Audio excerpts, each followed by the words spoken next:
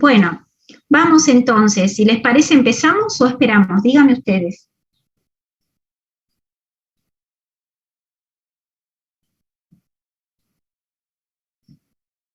No me digan nada, entonces.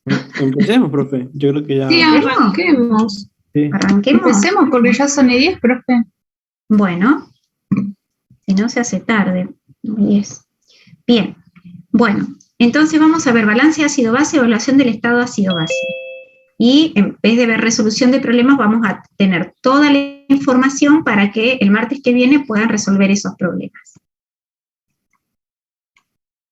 Antes este trabajo práctico venía todo completo, entonces, eso.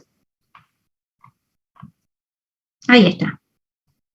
Chiquito. Bueno, vamos a empezar definiendo algo que, este concepto que ustedes lo tienen que tener, pero vamos a repasarlo juntos. A ver, ácido es una sustancia capaz de ceder protones al medio, ¿sí?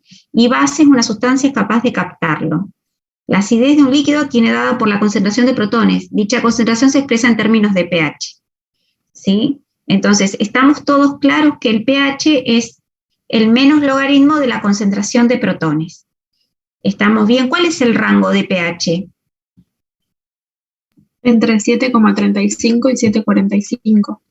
Bien, ese es el rango de pH de la sangre, pero el pH se mide, ¿va de 1 a cuánto? A 14. 14. Y vos me dijiste el rango, estuvo muy bien, el rango de pH de la sangre, ¿sí? Pero nosotros acá vamos a extender el rango porque no solamente vamos a ver en sangre, sino puede ser en otros líquidos, como por ejemplo en orina. Lo importante del concepto es que lo que nosotros tenemos acá es cómo la concentración de protones se puede expresar en alguna medida que nos dé esta indicación. ¿Por qué necesitamos medir el pH? A ver.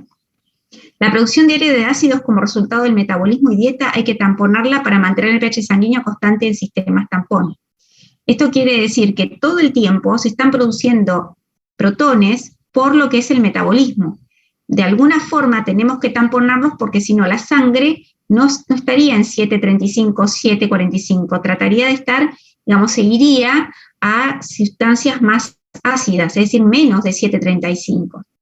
Entonces, para tamponar tenemos tampones intracelulares que son las proteínas, la hemoglobina, el fosfato y el carbonato, ¿sí? Que lo que hacen es captar esos protones para que no queden en circulantes o que no queden en solución y que disminuyan el pH. Y extracelulares como es el bicarbonato y el ácido carbónico. Entonces, acá está muy bien lo que dijo la compañera, el pH en sangre es de 7,35 a 7,45. Entonces, cuando el pH, ¿sí?, está muy bajo de la sangre en todo el sistema se lo llama acidosis, ¿sí? Pero no hay que confundir con el concepto de acidemia. Acidemia quiere decir que en ese momento el hemia de la sangre está más ácido. Alcalemia es que está en ese momento más alcalino que 7,45. Pero si eso alcanza todo el sistema, hay, digamos, situaciones fisiológicas y patológicas que pueden ser que haya una acidosis. Quiere decir que el sistema está por debajo de 7,35 y una alcalosis por 7,45, digamos, sistémica, no de la extracción de sangre, sino que esa persona está en el estado de alcalosis. Diferente es la medir la alcalemia y la acidemia. Yo no sé si fui clara. ¿Me quieren preguntar este tema? ¿La diferencia entre acidemia y acidosis? ¿Podría repetirlo, por favor? Sí. Muchas veces cuando nosotros decimos sacamos sangre y esta persona, digamos, en este momento está con una 7,34, ponele. Entonces nosotros lo que podemos decir en ese momento que esa determinación de sangre nos dio una acidemia, porque está menos del valor de referencia. Pero yo no sé si ese paciente está en acidosis, ¿sí? Que todo el sistema está en acidosis y ya es casi patológico o digamos que se generó una acidosis metabólica. ¿Está? Entonces una medición puntual uno dice acidemia o alcalemia. Ya cuando uno dice acidosis o alcalosis está hablando casi de un diagnóstico. ¿Me expliqué ahora? Sí, perfecto. Bien. Profe, una Entonces, pregunta. Con sí, el tema de los buffers intracelulares, cuando se nombra a la hemoglobina, que casi en todos los libros habla como hemoglobina hacia solas, pero en un autoevaluable decía oxihemoglobina. Eso está mal. ¿En qué estado debería estar la hemoglobina para considerar el buffer? no, porque no tiene que ver, digamos, tiene una pequeña diferencia, pero no tiene que ver si está oxigenada o desoxigenada, tiene que ver con otros, digamos, otros terminales de la hemoglobina, otra parte de la hemoglobina que puede tamponar el protón, ¿sí? No importa, en este caso, la hemoglobina como molécula total, no si tiene o no tiene el oxígeno, ¿está? Entonces, esa estaría bien elegir la oxihemoglobina, digamos. Lo No, que no pasa está que mal. depende, porque, por ejemplo, cuando hay, digamos, ustedes vieron también que dependiendo del pH de la sangre, la hemoglobina tiende a ceder o a retener más el oxígeno. Entonces, cuando va a lo que son, digamos, en el capilar, en la parte más venosa, digamos, donde haya más protones, tenemos una diferencia en la afinidad del oxígeno por la hemoglobina, ¿sí? De eso se trata. En la curva de disociación de la hemoglobina me estoy parando, ¿sí? La diferencia de pHs. Eso es lo que estoy diciendo. ¿Quién me preguntó, Isaac? No. Sí, sí, sí, yo. Bueno, profe, gracias. Bien. Listo. ¿Sabés qué tenés que hacer? Es mirar de vuelta en la curva de disociación de la hemoglobina y ver cómo cambia a diferentes pHs. Eso es lo que tenés que revisar. Bien. No sé si me expliqué. Sí, sí, sí, gracias. Bien. Bien, entonces tenés el protón, cuando aumenta el protón, digamos, la concentración de protones baja el pH y cuando disminuye la concentración de protones se aumenta el pH en la alcalosis. Bien, en el capilar tenemos el extremo arterial y el extremo venoso. En el extremo arterial tenemos el pH 40 y en el extremo venoso pH 735, ¿sí? Y acá tenemos un pH 735 en lo que es el linfático y el intracelular de 7. Entonces, hay diferencias en el extremo que hablaba recién, en el extremo arterial y en el extremo venoso, ¿sí?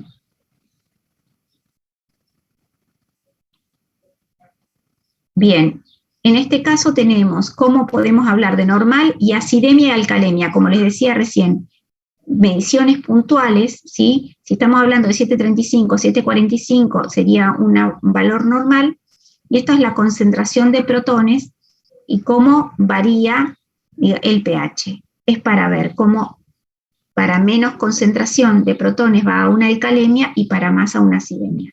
Es solo una curva para que nos demos cuenta de eso. Y ahora vamos ya a conceptos un poquito más duros. Tenemos el principio isohídrico. ¿Qué quiere el principio isohídrico? Que todos los sistemas amortiguadores actúan simultáneamente. No es que actúa por un lado la hemoglobina, por el otro el bicarbonato, no, por el otro el carbonato. Permite que la sangre actúe como una mezcla amortiguadora. Están todos los amortiguadores mezclados, ¿sí? Los intracelulares y los extracelulares, haciendo que el margen de trabajo zona útil sea mayor que si actuara un solo amortiguador. No tenemos un solo buffer. ¿Qué buffers conocen ustedes? El bicarbonato, ácido El carbónico, de bicarbonato. Bien, bien. los fosfatos, Acá tenemos fosfatos, otras proteínas, más los que vimos. ¿Qué otros buffers conocen? el sistema respiratorio, Compensa, ponele, ¿y qué más? Buffer, ¿no? Que ayuda a que el pH se mantenga en un rango. Fíjense esto, Proteínas plasmáticas a nivel las de lo que es proteínas plasmáticas, perfecto. Cristina. Esto quiere decir que si dado un pH, el pK, digamos, de una sustancia que es donde se encuentra disociada, ¿sí? Es igual a más el logaritmo de esa sustancia en disociación. Y a otra sustancia, el pK, estas concentraciones tienen que ser tal que el pH final tiene que ser el mismo. Es decir, todos estos buffers se conspiran para mantener el pH en 735 a 745. No todos tienen el pK ideal. El pK ideal para una sustancia tendría que ser parecido al pH que yo quiero mantener. Ahora, ¿qué pK tiene el sistema carbonato ácido carbónico? Bicarbonato ácido 6. carbónico. 6,1, ¿no es? 6,1. Qué raro, ¿no? Porque en realidad lo que nosotros queremos mantener es de 7,35 a 7,45. Igual no era Me que por- mantenía, o sea, era como una regla de más menos uno lo que mantenía el pKa. Sí, pero el pK, digamos, es el momento, digamos, para que un buffer sea ideal, tiene que acercarse al pH, el pK tiene que acercarse al pH de que quiere tamponar, que quiere mantener. ¿Sí? No todos los buffers mantienen en eso. Tienen un pK que se acerca. Claro, Llamativamente, como sí, que la sí, bibliografía se refería a que a pesar de ese pK que presenta, que es como tan alejado de lo normal, solamente sirve por la razón de que a nivel de su disociación el CO2 puede expulsarse por la vía respiratoria y como que eso hace que sea efectivo nomás, a pesar de que tenga este pK tan bajo. Como que claro, eso es la... por ahí, digamos, es por ahí. Es tan abundante y es tan fácil de adquirir, porque es con la respiración, que en eso te doy la derecha, que es un buffer de tanto intercambio que tanta abundancia que hay en el plasma es el más efectivo, por más que no está cerca del pK, ¿sí? Es el que más disponible tenemos. Entonces, es fácil, como lo que dijeron recién, no sé quién me habló, pero vos tenés el ácido carbónico que con protones, digamos los protones más el bicarbonato, ¿sí? O me da ácido carbónico para un lado o, digamos, el bicarbonato, que el bicarbonato se elimina o se regenera en riñón, y el dióxido de carbono, que también puede desplazar esta fórmula, también se puede regular en el pulmón, ¿sí? En otras palabras, es fácil de compensar tanto el dióxido de carbono para que se desplace, digamos, para aumento de protones, como el bicarbonato para que se desplace para el otro lado, digamos, y tampone esos protones. Cuando hay más exceso de bicarbonato, el pH aumenta, es decir, que la acidez, digamos, el pH aumenta, hay más alcalosis. Cuando se desplaza para el lado, cuando hay más dióxido de carbono, libera protones, por lo tanto, es más ácido y el pH baja. ¿Se entendió? Sí. Bien. Entonces, el sistema amortiguador bicarbonato, que es el que estamos hablando, está integrado por el bicarbonato de sodio y el ácido carbónico. Cuando en un medio donde se encuentra este sistema se añade un ácido fuerte, como el ácido clorhídrico, el cual reacciona con el bicarbonato de sodio, dando lugar a un ácido débil. El ácido carbónico, que modifica muy poco el pH, y a una sal neutra el cloruro de sodio. Estos son sistemas que se utilizan para tamponar, ¿sí? Estos son los desplazamientos de las fórmulas químicas. Entonces, el ácido carbónico, si se combina con cloruro de sodio, nos da bicarbonato con ácido clorhídrico. Si agregamos un ácido fuerte, se libera el ácido carbónico con el hidróxido de sodio. Son desplazamientos. Cuando está completamente ionizado, ahí es donde tenemos el pK, 6,1. Es el sistema amortiguador más importante en el líquido extracelular. Entonces, por otra parte, si se añade una base fuerte, estos son todos sistemas amortiguadores. Esto es química pura. Como el hidróxido de sodio reacciona con el componente ácido del sistema, el ácido carbónico se obtiene como un producto del bicarbonato de sodio, base débil con poca incidencia sobre el pH y agua. Este sistema amortiguador tiene un pK de 6,1, por lo que su poder amortiguador no es alto. Sin embargo, la abundancia de sus componentes en el líquido extracelular hace que sea el sistema amortiguador más importante en dicho medio. ¿Les quedó alguna duda de esto? No, profe. Bien. Bien, les agradezco que me contesten. Muchas gracias, chicos. Evaluación de Henderson-Hasselbalch. Entonces, esta que se van a cansar de verla en fisiología, es donde dice que el pH es igual, digamos, al pK más el logaritmo de la concentración de bicarbonato sobre 0,03 por la presión parcial del dióxido en pulmón. ¿Alguien me puede explicar o la conocen la fórmula? ¿La han visto?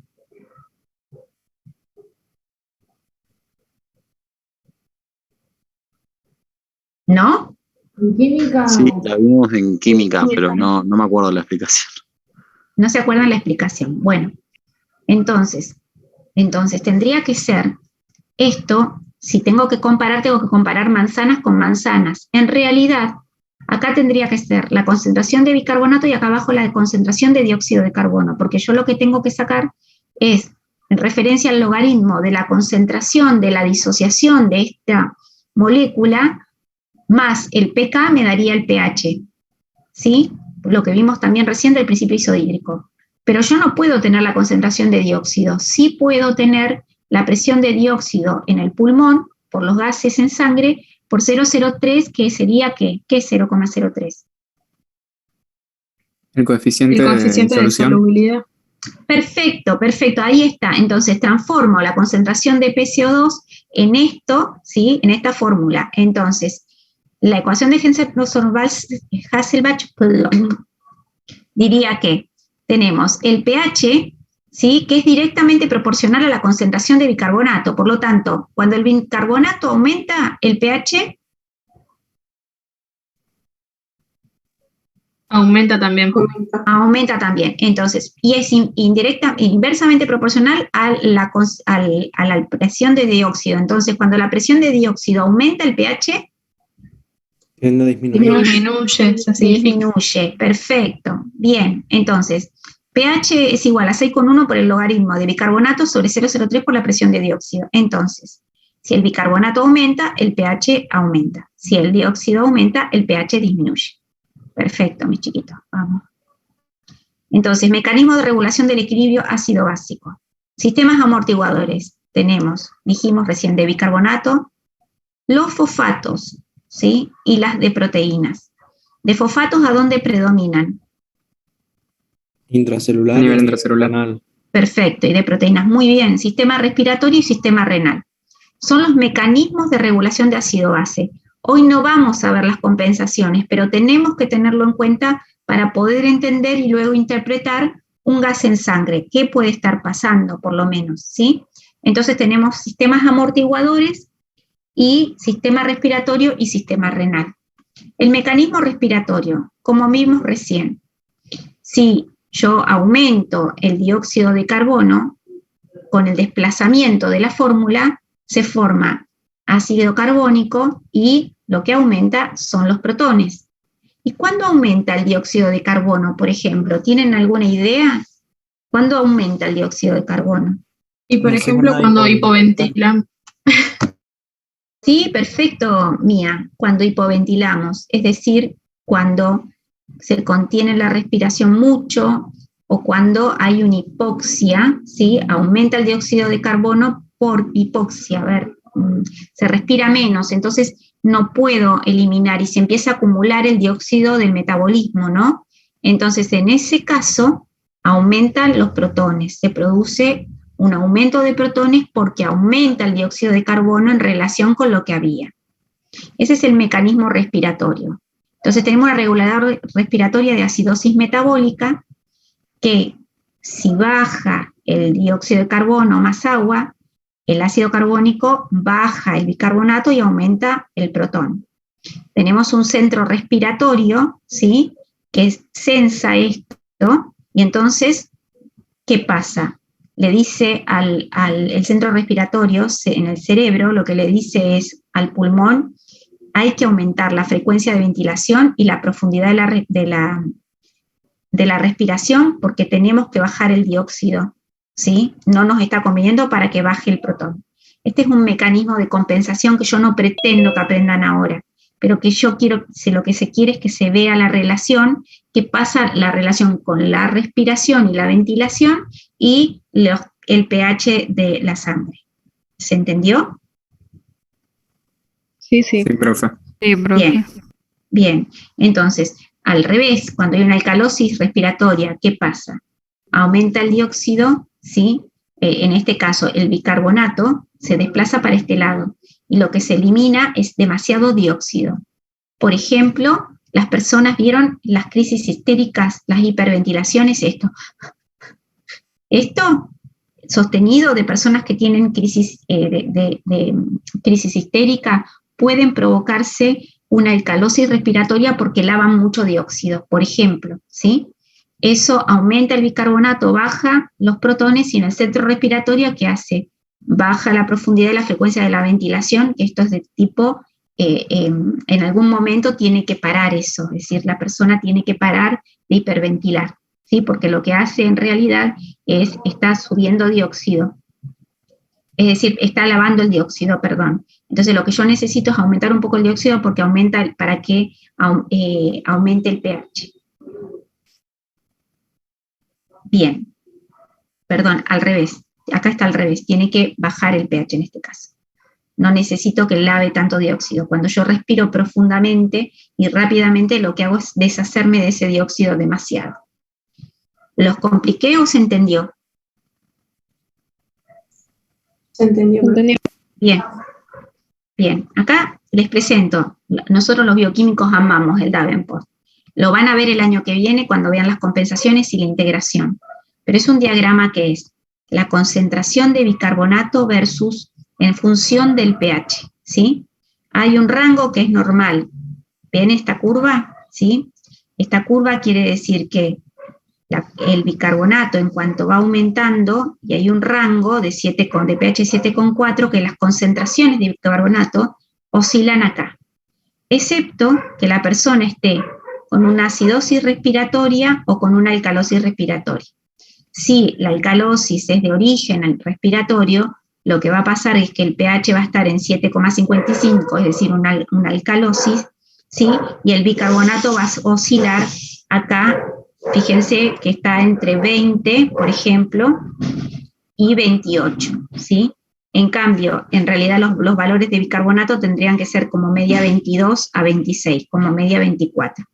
Pero esto es para que ustedes conozcan que hay diagramas que consideran las concentraciones, ¿sí?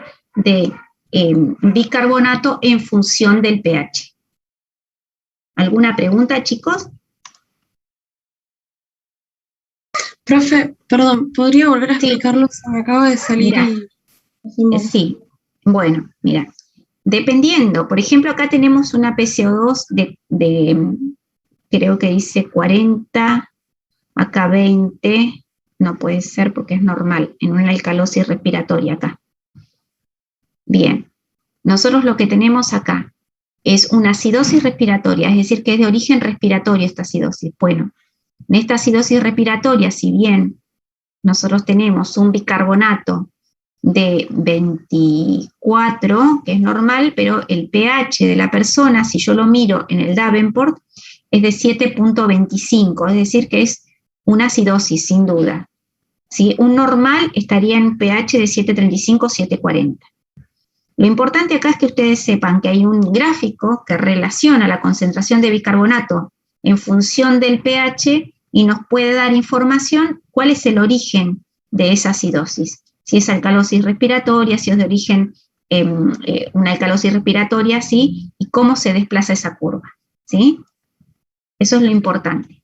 Entonces, hoy aprendimos que hay un gráfico que relaciona esto y que yo puedo sacar conclusiones dependiendo del origen de la acidosis o de la alcalosis. Profe, ¿Sí? una Después cosa.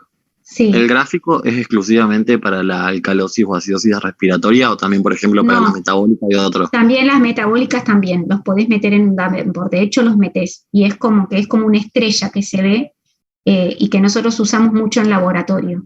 Hay equipos incluso que nos ubican en el Davenport directamente para ver de qué se trata esta patología, para hacer el seguimiento de las personas, sobre todo que están en respirador.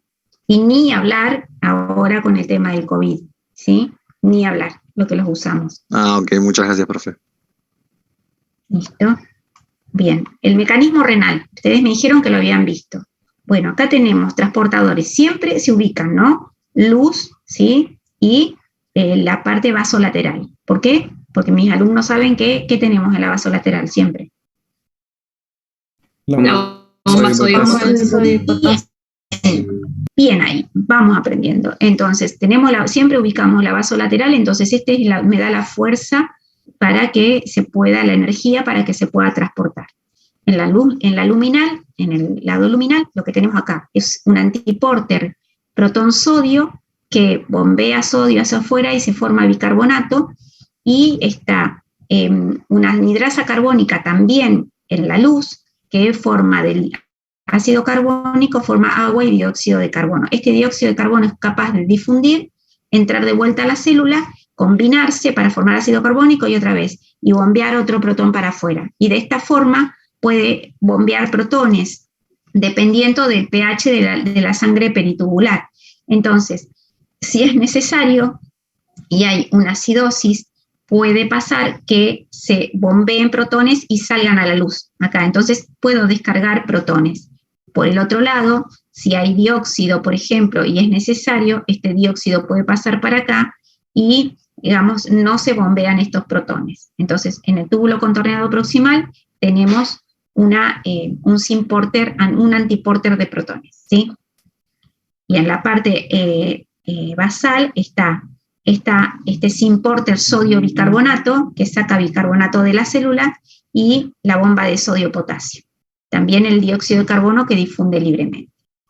Entonces tenemos reabsorción proximal de bicarbonato filtrado, ¿sí? Este bicarbonato que viene de acá, que viene de la filtración, lo que provoca es esto, que por cada bicarbonato que nosotros tenemos acá, este es el sodio, del bicarbonato de sodio, se puede reabsorber de esta forma con la anhidrasa carbónica, pero también lo que hace es la secreción de un protón. Esto es reabsorción proximal de bicarbonato filtrado. Bien, acidez titulable. Hay una forma, es otro concepto que está bueno que hoy lo tengan, que es la acidez que yo puedo formar con la dupla de fosfato, ¿sí? Entonces tengo el fosfato de sodio, bien, que si se combina, y acá es cuando lo tampona y se combina con el protón, se forma acidez titulable y adición de bicarbonato nuevo a la circulación. Por cada uno de estos cada protón que se expulsa y que se combina con fosfato, hay un bicarbonato que forma ácido carbónico por la anhidrasa carbónica, ¿sí? Se forma oxígeno más dióxido, ¿sí? Esto va y viene, pero cada dióxido de esto forma nuevo bicarbonato, porque este dióxido viene, pero también puede volver, ¿sí? Entonces tenemos acá también de este bicarbonato que acá tenemos, ¿sí? Que se forma, que es más protón, también puede salir y se forma nuevo bicarbonato, ¿sí? Estos mecanismos ustedes los van a volver a repasar, porque esta es la formación de nuevo bicarbonato en el túbulo contorneado proximal. Parece difícil, pero después ustedes van a tener todos los mecanismos para ver qué pasa si se desplaza, si hay acidemia o si hay acidosis, y cómo, si hay acidosis me tengo que deshacer de los protones. Y si hay alcalosis, necesito, digamos, recapturar esos protones y, digamos, deshacerme un poco de ese bicarbonato que ese exceso me está aumentando el pH. En el túbulo contorneado proximal, también acá lo tenemos al revés, ¿sí? Acá está la luz, tenemos los transportadores de amonio, ¿sí? Que este amonio también se une con protones para formar, digamos, amoníaco para formar amonio, ¿sí? Que también se excreta por el riñón. Y es otra forma de tamponar y de sacar los protones de encima. La producción de amonio y bicarbonato nuevo mediante el catabolismo de la glutamina. Ese es otro mecanismo por el cual yo me puedo deshacer un poco de los protones, ¿sí? Y otra vez, aparte de deshacerme de protones, formar nuevo bicarbonato. Este bicarbonato que ven acá se forma de la glutamina un nuevo bicarbonato. Y acá en el túbulo colector también tenemos otro transportador que hacia la luz también elimina los protones y con el amoníaco forma amonio. Parece muy aburrido, pero después uno se acostumbra a trabajar con los transportadores. Acá tenemos un amortiguador de protones por amonio y absorción del carbonato nuevo. Anion gap. No estaba en el práctico anion gap, pero es algo que yo necesito contarles porque tiene que ver no solamente los gases, sino también los iones, ¿sí? Para ver qué es lo que sucede. Se mide a través de diferencia entre la concentración plasmática de catión principal y los aniones. Son los aniones no medibles, lactatos, sulfatos, proteinatos como albúmina, principales en el LEC. ¿Por qué? Yo les cuento, el valor de referencia es de 8,16. ¿Por qué? Porque esto me da la diferencia entre aniones, digamos, no medibles y cationes no medibles. Y usted me va a decir, ¿a mí qué me importa el sodio, el cloro y el bicarbonato? Bueno, Importa porque cuando hay acidosis de tipo metabólica, donde hay ácidos orgánicos, el anión gap está aumentado.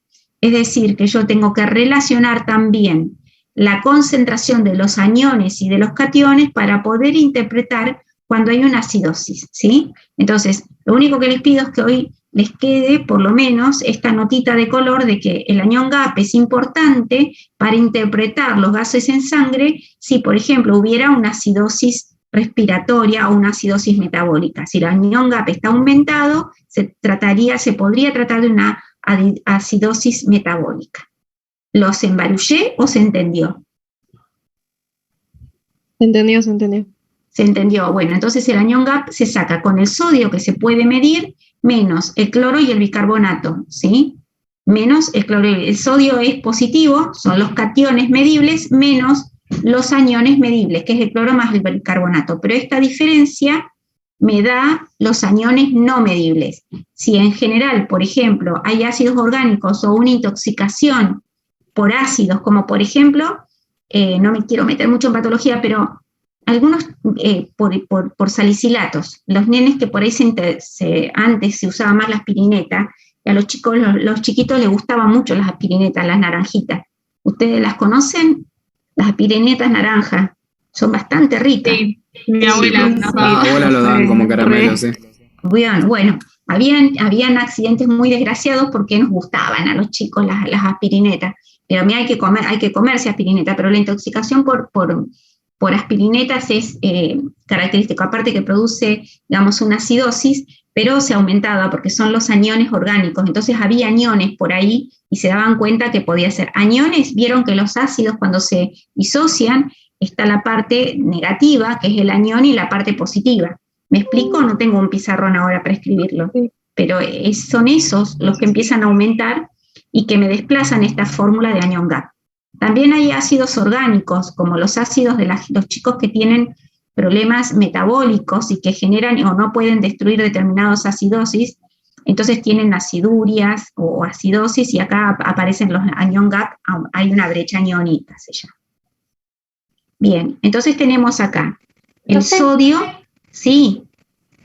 Entonces, en una acidosis metabólica, ¿tendríamos disminuido la concentración de bicarbonato porque aumenta la de protones?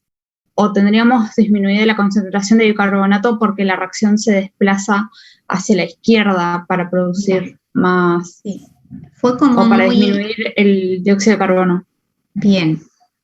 Vos me dijiste acidosis metabólica. Yo preferiría que hoy, digamos, tratemos de no sacar conclusiones con respecto a eso, porque acidosis metabólica quiere decir que el origen está causado por por un desequilibrio metabólico, no está causado por un desequilibrio respiratorio. Pero bueno, eso lo vamos a ver el año que viene con las compensaciones y ver cuál es el origen de esa acidosis. Ahora solamente quiero que, digamos, podamos detectar que puede ser de origen respiratorio, que puede ser de origen metabólico, y en este caso, por ejemplo, el anión gap, que le digo, esta herramienta les sirve el día que tengan una acidosis y quieran saber por ahí si es metabólica y si hay ácidos dando vueltas no medibles, a ver, con esto nos puede ayudar, ¿sí? Pero es como muy pretencioso hoy tratar de sacar conclusiones en el aire, ¿sí? ¿Me explico? Es bastante difícil el tema, y aparte no hay ni acidosis puras ni alcalosis puras, siempre hay un componente y en el medio ya empiezan las compensaciones, ¿sí? Ahora es como que estamos viendo muy básico para luego poder ir complejizando, y el año que viene cuando veamos las compensaciones, ¿sí? Los circuitos, vamos a poder entenderlos mejor. Pero pregúntame de vuelta si te pude contestar, no quiero que te quedes con dudas, sino que te digo, vos me dijiste que era una acidosis metabólica, ¿no? Es difícil el diagnóstico en este momento, y en el aire, ¿sí? Sí, profe. Gracias. Bueno, no, yo espero poder contestarle, lo que pasa es que no los puedo embarrar mucho porque el tema es muy profundo, y ahora tenemos que ver los conceptos. Entonces, acá tenemos anión gap, el sodio, el cloruro y el bicarbonato. Entonces, tiene de sodio 136, 102 y 126. Hay una brecha aniónica, acá 136 menos 128 está esta brecha aniónica. En esta brecha aniónica están los cationes que no puedo medir y las, ¿cómo se llama? los aniones que no puedo medir. Entonces, en esos aniones que no puedo medir, si esto es muy grande, pueden ser proteínas, pueden ser sulfatos o pueden ser ácidos orgánicos, que a veces suelen ser ácidos orgánicos, que era lo que le explicaba recién. Bien. Esto es más difícil, digamos, en este momento lo vamos a dejar para el año que viene, porque tenemos los aniones plasmáticos y los cationes plasmáticos. Bien. Pero bueno, si por ejemplo cuando hay ácidos orgánicos como lactato, como por ejemplo hay en el COVID, que el ácido láctico aumenta, sí, puede ser que nos aumente el anion gap. Es lo único que les voy a decir ahora, porque después la verdad que les puedo armar mucho lío, pero bueno, le conté lo de la aspirina, también en intoxicaciones con monóxido de carbono, acetaminofeno, ¿sí? Teofilina, metanol, uremia, ¿sí? Diabetes cetoacidósica, aumenta el anion gap. El año que viene lo vamos a ver. Y ECAD-MUTPILE, esto es una clave mnemotécnica americana que sirve para acordarse, digamos, de todas las cuestiones estas que pueden pasar cuando tenemos el anion gap aumentado. ¿Sí? Nada. ¿Sí? ¿Quieren preguntar? No hay problema, a ver. Yo sé que es difícil, ¿eh? ¿Estamos? Profe. Bueno, vamos. Exceso de base, otro concepto, que este sí estaba en el práctico, ¿no es cierto? Es el valor numérico del exceso o déficit de base, representa la cantidad teórica de ácido base que habría que administrar para corregir una desviación de pH a un valor normal. A ver, espérenme un segundito, por favor. A ver. Voy a apagar el micrófono. Bueno. Quería agarrar mi perra, pero no voy a poder. Feli, haceme un favor, sacala. Bien. Tenemos, es el valor numérico de la base que tendríamos que tener para llevarlo a un valor normal. ¿Qué quiere decir? Que si hay un defecto de base, si esto es negativo, seguramente que tenemos una acidemia y que necesitaría ponerle más base para poder bloquearlo, ¿sí? Y el exceso de base positivo seguramente que se corresponde a una alcalemia, ¿sí? ¿Por qué? Porque necesitaría poner, digamos, en una alcalosis o alcalemia, tengo base de sobra, ¿sí? Si estamos hablando, por ejemplo, de bicarbonato. ¿Me explico? Sí, profe. Bastante difícil. Bueno, hasta el perrito tratando de parar, es el exceso de base para parar un poco la acidosis si necesita. Entonces tengo valor de referencia. Acá tenemos valores de referencia, que esto se lo aprenden para el próximo martes, así Gonza se sorprende y los chicos saben que en un gases en sangre tenemos diferencia entre sea arterial o sea venoso. Vimos que habían diferencias, vieron en la presión de oxígeno y en el pH arterial y venoso, habían pequeñas diferencias. El pH arterial es de 7,35 a 7,45 y el venoso es de 7,33 a 7,43. Es un poquito más ácido, ¿sí? Dependiendo de la sangre. En general, sacamos sangre arterial. La hemoglobina es la misma, la saturación de hemoglobina es diferente. ¿Por qué? ¿Qué es esto? ¿Saturación de qué? De hemoglobina. De la hemoglobina unidad de oxígeno, sería. De oxígeno, entonces, cuando está en la parte arterial, tiene carga bastante oxígeno. Ya cuando está en el extremo venoso, ya lo entregó, prácticamente se queda con 53,1, ¿sí? de por ciento. El pH ya lo vimos, y la presión parcial de oxígeno, ¿sí? En el extremo arterial de dióxido, 32 a 45. En el venoso de 38 a 51. ¿Sí? ¿Por qué? Porque se concentra más en el extremo venoso o en la sangre venosa la presión, digamos, la presión de dióxido de carbono. Y el oxígeno a la inversa tenemos en la sangre arterial la presión de oxígeno de 75 a 100 y en la venosa 40. Acuérdense de esto, oxígeno tiene que estar entre 75 y 100 al inicio, la presión de oxígeno, no la saturación de oxígeno, ¿sí? La saturación de hemoglobina tiene que estar, digamos, en la saturación de oxígeno, perdón, el 96 a 100. ¿Vieron ya cuando les ponen ahora con el tema del COVID el saturómetro? Sí. Bien, lo que estamos midiendo en realidad es la saturación de oxígeno, ¿sí? Esta, no esta, ¿sí? Saturación de oxígeno de 96 a 100, que es lo que se mide en sangre capilarizada, digamos, o arterializada, que sería la sangre capilar. Pero la presión de oxígeno es esto, que se mide con un aparato, un equipo de gases. Entonces, oxígeno 75 a 100 y en venoso 40, porque ya lo entregó acá al oxígeno. Entonces, la presión parcial de oxígeno la presión de oxígeno en el extremo venoso es 40. Acá tenemos el bicarbonato, que es similar, hay muy pequeña diferencia entre 22 y 29, yo diría 22 y 28, y el bicarbonato estándar 21 a 27, estas en condiciones ideales de pH. El CO2 total de 20 a 28 arterial, de 24 a 28 en venoso, no hay mucho cambio. El exceso de base, antes decía de -2 a +2, ¿se acuerdan? Acá dice de 0 a 3. Pero lo importante, yo diría que el exceso de base es de -2 a +2. Estoy lista para que me pregunten. La verdad que yo no hubiera entendido mucho. Pregunten nomás. Profe, no sé si lo explicó o a lo mejor no sé si es que no lo entendí. Seguramente se me trabó también, puede ser. No, pero no es fácil. La diferencia entre el pH arterial y venoso, ¿a qué se debía la diferencia esa? La diferencia del pH arterial en el extremo venoso, ¿sí? En el extremo del capilar arterial, digamos, el pH es un poquito más alto, ¿sí? Pero también, en el extremo venoso es un poquito más bajo, ¿sí? En la parte venosa. ¿Por qué hay diferencias? Recuerden que hay una diferencia por la presencia también de dióxido, ¿está?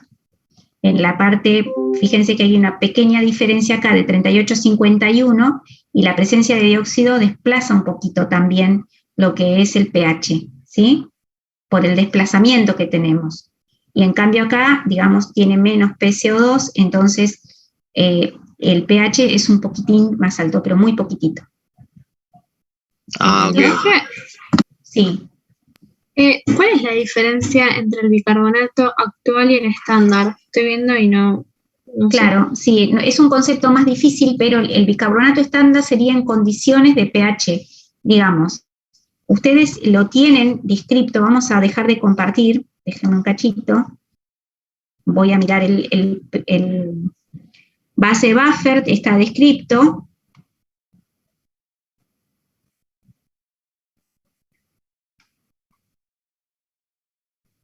Bicarbonato estándar, dice acá, es el valor de bicarbonato si la PCO2 fuera de 40, en condiciones estándar. Lo calcula porque dice que son parámetros calculados.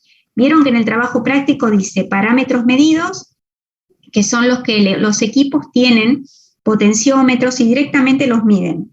Esto es el pH, el PCO2, la presión de dióxido, el PO2, la presión de oxígeno, ¿sí? Y a partir de eso, si de la ecuación de Henderson-Hasselbalch, también tenemos el pH, pero también lo puede medir. Hay parámetros calculados como son el bicarbonato, lo calcula con el antilogaritmo, ¿sí? Con la ecuación de Henderson-Hasselbalch invertida, la despeja, y el bicarbonato estándar lo calcula, pero lo calcula como si la presión de dióxido fuera de 40, ¿sí? En condiciones de idealidad. Digamos, es para ver si hay algún cambio o no hay algún cambio si el dióxido puede o no estar influyendo el bicarbonato, porque lo estoy calculando. Esa diferencia puede indicar que, digamos, hay algún otro factor que me está cambiando el bicarbonato. Si cuando lo veamos en integración se va a ver más fácilmente. Ahora en el aire es más difícil, pero bueno, créanme que el bicarbonato estándar está en condiciones estandarizadas de un bicarbonato de 40 milímetros de mercurio. Más o menos, ¿se entendió? Con un más o menos Sí, profe. Sí, profe. Sí, con un más o menos me conformo bien. Entonces, y acá tenemos los otros parámetros. Importante entonces la saturación de oxígeno. ¿Por qué? Porque nosotros vemos la saturación de oxígeno, que es lo que podíamos ver la gente que tiene COVID, por ejemplo, lo veían con todavía, ¿no? Se miden con un saturómetro para ver si realmente bajó. El problema era que para cuando baja la saturación de oxígeno, ya el COVID, es decir, es un indicador no precoz, sino tardío, de que la infección es inflamatoria, ¿sí? No es bueno cuando baja la saturación de oxígeno, es cuando los pacientes se tienen que trasladar a centros de salud para que se le hagan gases en sangre, justamente, ¿sí? ¿Me explico? Entonces, esto era como un screening, no sé por qué lo quiero hablar en pasado, quiero que se termine la porquería esta, pero es un screening, se lo manda a la casa. ¿Tuvieron alguna experiencia, algún familiar que lo mandaron con el saturómetro, o ustedes mismos? Sí, sí.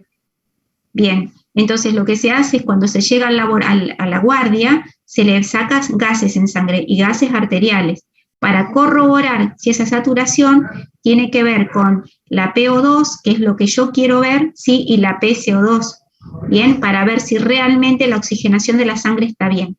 ¿Está?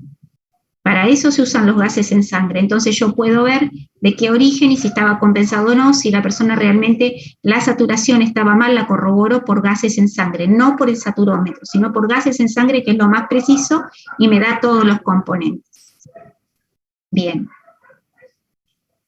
¿Alguna pregunta de esto? ¿Quieren hacerme alguna consulta de COVID que yo les pueda responder? Bueno, seguimos entonces.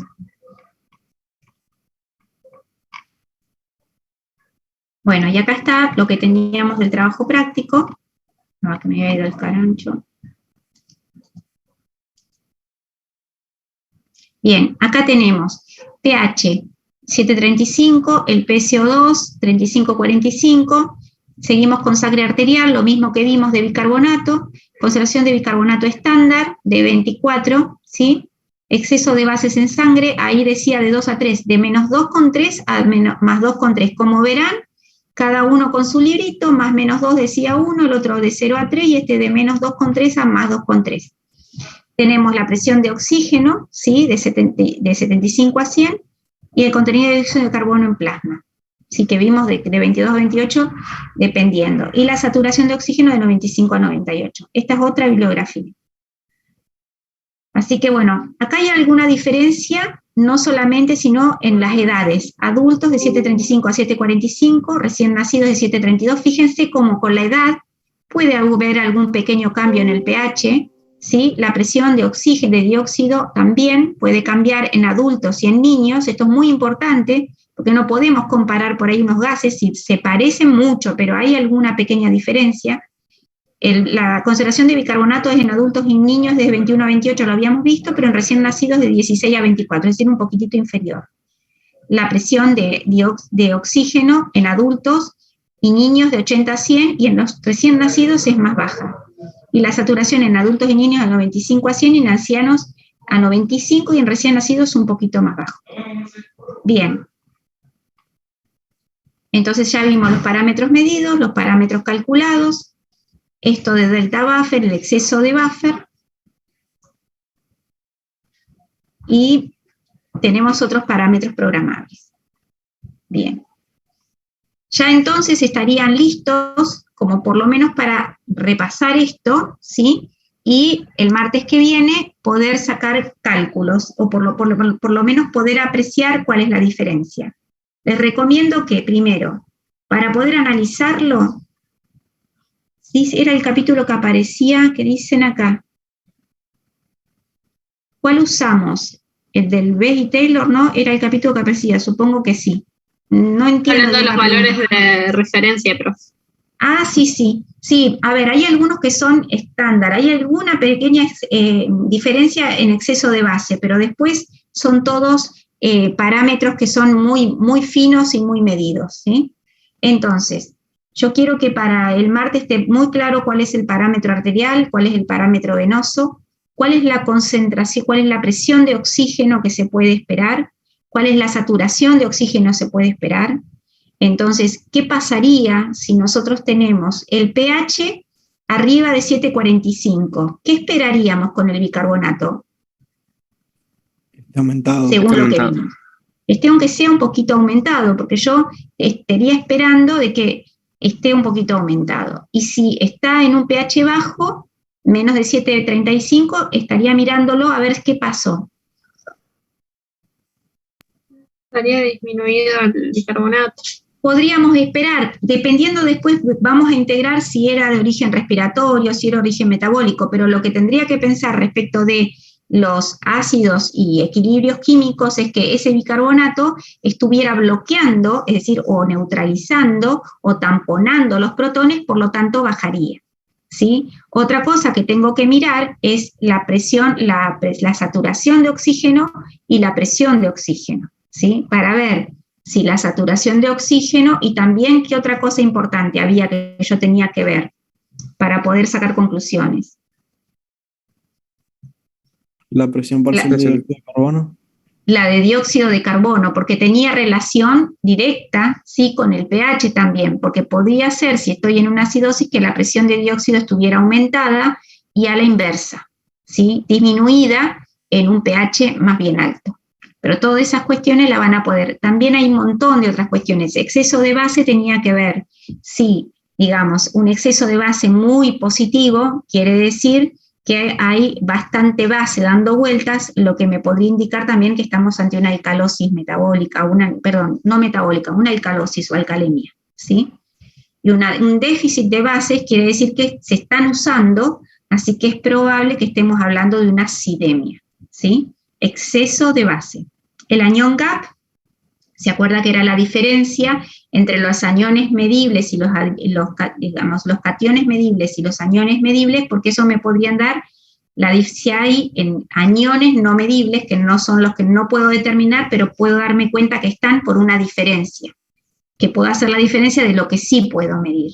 Y me podrían indicar que hay ácidos orgánicos dando vuelta. Esa es otra herramienta que puedo usar, ¿sí? ¿Alguna pregunta, chicos? ¿Algo que me quieran consultar? Profe, en el tema del pH urinario, el rango tan grande que hay, ¿varía con la edad y el sexo o es igual para todos? Sí, pero no es el pH urinario. Recién lo que estábamos viendo eran rangos No, sí, de era pH es arterial. una pregunta de este mismo. Aparte. Claro, aparte, sí. Sí, no, el rango es más grande, ¿no? Y a veces los pH urinarios pueden ir de 5, ¿sí?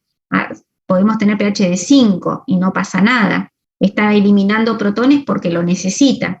De hecho, después del ejercicio hay una pequeña acidemia y hay que eliminar esos protones, ¿sí? De alguna forma hay que sacar esa sobrecarga. Por otro lado, pero varía con o sea, en términos muy generales, varía con la edad y el sexo. No, el pH urinario varía más que nada con el metabolismo. El urinario, ¿sí? Con el estado metabólico. No es que yo diría a las personas más grandes tienen el pH más ácido, no. Tiene que ver con las compensaciones que tenga que hacer en ese momento. En general, lo que vamos a pensar siempre es que lo primero que tenemos cuando hay un pequeño desvío, porque es un parámetro que está regulado con homeostasis, ¿no? El pH, muy finamente regulado. Entonces, lo primero que tenemos para regularlo, ¿qué era? Si tenemos algún pequeño desvío. El sistema respiratorio. No, lo primero que tenemos son los buffers que tenemos en la sangre, ¿sí? Lo primero que tenemos, bicarbonato, todo lo que tenemos ahí. Después respiratorio, después renal, ¿sí? Pero tenemos algunos eventos para ir compensándolo. Si es muy poquito el desvío, seguramente que con los buffers sanguíneos se va a regular. Si no, vamos a tener que apelar. Los buffers sanguíneos le hace referencia también a todo lo que serían las proteínas plasmáticas y eso, ¿no? Todo. Sí, los buffers sanguíneos lo primero que compensa, porque lo tenés ahí. Entonces, si hay protones del metabolismo, que hay muchos protones, se generan de la comida, de todos los círculos metabólicos, se generan protones todo el tiempo, ¿sí? Así como bases. Pero los protones, digamos, aparte está la lanzadera de protones, es decir, se genera todo el tiempo. Tenemos que tener mecanismos muy finamente regulados para que no se desequilibre. Es muy finito el parámetro. ¿Alguna otra pregunta, chicos? Es difícil, ¿no? Pero no con este tema. No sé si puedo preguntar. ¿Cómo no? Decime si puedo. A mí me generó duda también lo autoevaluable que preguntaba por el volumen minuto urinario. ¿Eso se refiere a la cantidad del volumen minuto cardíaco que le llega o a la formación de orina? Formación de orina. Volumen Ah, minuto urinario se saca con digamos, la orina de 24 horas dividido los minutos, que 1444. 1440. 40, bien. Bien, Ok, que son los minutos de un día. claro. Ok. Y ahí te sale el volumen minuto urinario. Bueno, gracias, profe. No, de nada. No sé cómo les fue. Cuéntenme, ¿cómo ven esto de ácidos, de gases? Porque yo cuando era muy chiquitita y hace muchísimos años cuando lo estudié, al principio me costó. Medio difícil, pero bueno, a medida que vas leyendo así repetitivamente las cosas, por ahí te va quedando más. Bien, Ay, sí, bueno, me lleva tiempo leerlo porque es mucha información, pero bien. Pero bueno, hoy nos tenemos que llevar claro, primero los primeros mecanismos de compensación o de buffer, ¿no? Los buffer que tenemos en el plasma, que hay diferentes tipos de buffer, el principio isohídrico, sí, entender qué significa el principio isohídrico, cómo se equilibran con las concentraciones, cómo pueden modificar el pH, porque son concentraciones, en realidad son concentraciones de bicarbonato, por ejemplo, el buffer bicarbonato dióxido de carbono, son la relación de la concentración de bicarbonato con la concentración de dióxido, pero como no puedo medir la concentración de dióxido, lo que hago es la presión de dióxido por el coeficiente de solubilidad. Pero es esa relación que me ayuda a regular el pH y los diferentes buffers que conspiran para que ese pH esté finamente regulado. Y si no, tengo el mecanismo respiratorio y si no, tengo el mecanismo renal. Y lo que yo tengo que interpretar es el pH de la sangre respecto de los parámetros de los gases en sangre, que son el dióxido y el oxígeno, ¿sí? Y la saturación del oxígeno, la concentración digamos, la saturación de la hemoglobina y la saturación del oxígeno. Entonces tengo que poder, otras herramientas que tengo son el exceso de base, ¿sí? Y el anion gap. Así fáciles. Después tenemos la PAF y después tenemos un montón de otros parámetros que yo les digo que nos ayudan a terminar de cerrar el cuadro, que probablemente lo hablen el martes con Gonza.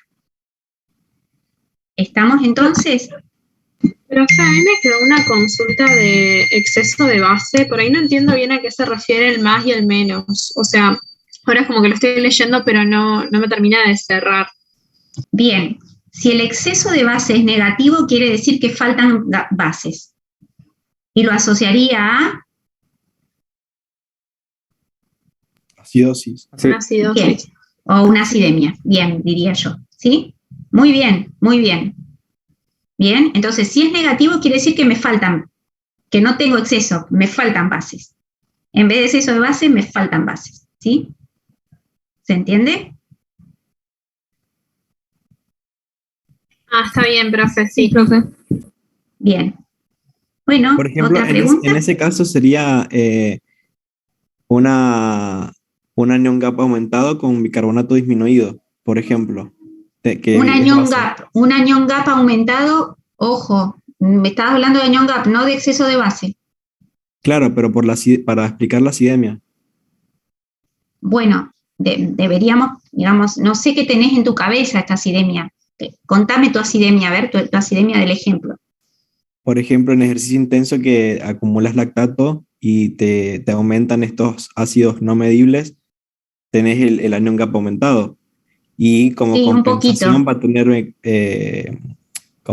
como mecanismo compensatorio inmediato, va a disminuir el bicarbonato. A eso, ese ejemplo quería llegar. Sí, me encanta, digamos, me encanta el razonamiento. Lo que pasa es que cuando es fisiológico es muy difícil que lo podamos detectar con una medida de la sangre, ¿me explico? Porque compensa rápidamente, pero el razonamiento es correcto, no sé quién es el que habló, el razonamiento es correcto, ¿sí? Lo que yo no sé si voy a tener evidencia en la sangre, ¿sí? En la extracción de sangre y en la medida, porque esto compensa rápidamente en parámetros fisiológicos. Los desvíos aparecen cuando justamente no puedo compensar, entonces empieza a aparecer el pH torcido, el PCO2 de más o de menos, el PO2 que no satura bien. ¿Me explico? Sí, profe. Sí, gracias. Bien. ¿Alguna otra pregunta, chicos? No hay problema, ¿eh?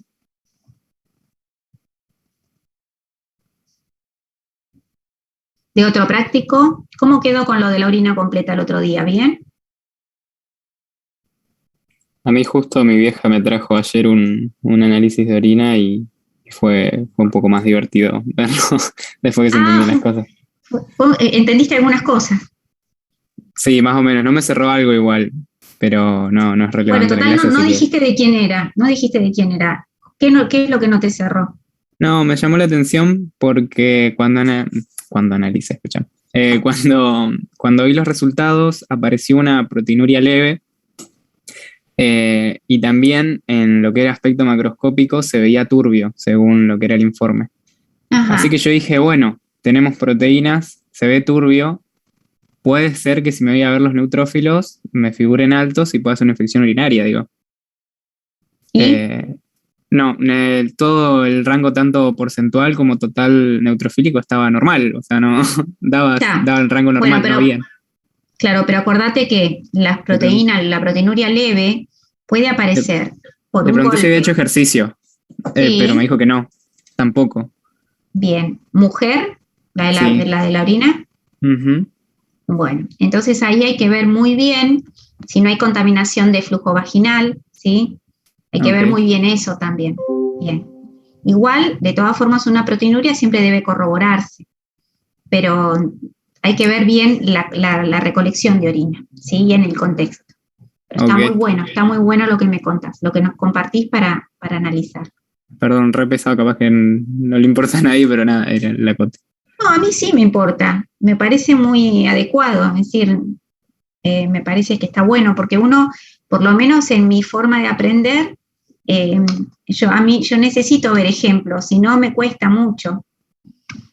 Y vas a tener un hermanito. Qué bárbaro. Chistoso. Daba negativo para la Daba monotrofina, negativo. ¿eh? Sí. Claro, Lo revisé, lo revisé. Vas a tener un hermanito, divino. Sí. Bueno, ¿alguna otra pregunta, chicos? Si no, me voy a... Profe, yo tenía Profe. una última pregunta. Sí, Con el tema del práctico pasado, sí. había unos valores que no me cerraban muy bien porque usted dijo unos, en el libro decían otros, con el tema del umbral plasmático de la glucosa. Uy, qué tema. Porque usted en el teórico, en el práctico, perdón, dijo 180, Sí, pero en el libro decía, creo que 250 pero ¿de qué decía? del umbral, porque el TM era más alto, el TM era Claro. como de 300. Claro, pero ahí, digamos, justo no tengo el práctico ahora, pero ahí hay una diferencia. Una cosa es el umbral renal de la glucemia por minuto, ¿sí? De lo que pasa, digamos, de miligramos por decilitro que pasan y se filtran por la orina, y otra cosa es la concentración de glucosa en sangre, ¿sí? Te sugiero que mires eso. Mira la cantidad de glucosa que se filtra por minuto y relacionar, no es, digamos, son cosas distintas que lo que es la glucemia en sangre. En general, arriba de 180 miligramos por decilitro de glucosa en sangre puede aparecer glucosa en la orina, que no es lo mismo que el umbral renal. Bien, ok. ¿Sí? Míralo, te desafío que lo mires, que Bueno. es la glucosa filtrada por minuto. Ok, lo voy a mirar. Gracias. Bien. No, de nada, está buena la pregunta. Y no los veo hasta el año que viene, porque este es el último práctico que doy. Así que el año que viene veremos cuál me toca. Pero capaz que nos conocemos personalmente, porque creo que va a ser presencial, ¿no? Ojalá que sí, Sí, profe. seguramente. Bueno, chicos, la verdad que un gusto. Un gusto. Gracias, profe. Muchas Muy buena gracias por clase la suya. participar. Gracias, profe. Bueno, Profe. muchas gracias por participar. Me la hicieron Muchísimas fácil. gracias, profe. Muchas gracias.